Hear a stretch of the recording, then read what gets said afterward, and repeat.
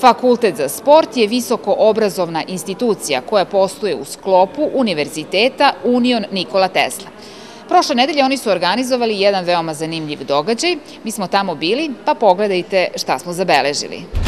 Doktore Đuroviću, recite nam ukratko šta vam je bilo najznačajnije na ovom skupu, koju biste poruku poslali maratoncima i kao doktor sportske medicine, a i kao bivši atletičar?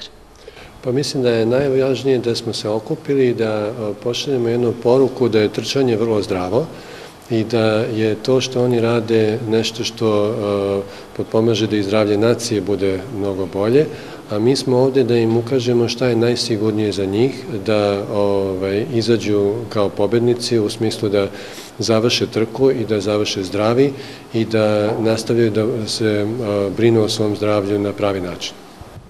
A recite nam samo ukratko o tome, najčešćim povredama, šta bi bilo najbolje na šta da obrate pažnju? Pa najvažnije je, kao što smo rekli danas na ovom skupu, da vode računa o prevenciji, da vode računa o biomehanici, o obući u ovom konkretnom slučaju i da vode računa o rehidraciji koja je najbitnija u maratonu. Profesore Boškoviću, recite nam samo ukratko otkud ova saradnja sa Beogradskim maratonom i da li planirate da ovo možda postane tradicionalna edukativna klinika?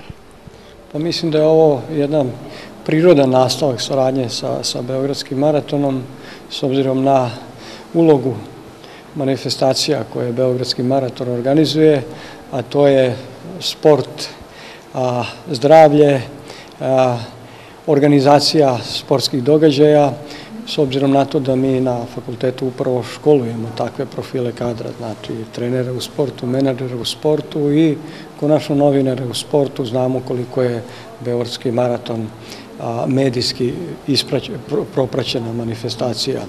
Recite nam šta vi kao višestruki učesnik maratona i polumaratona i na Beogradskom maratonu i u inostranstvu poručujete učesnicima?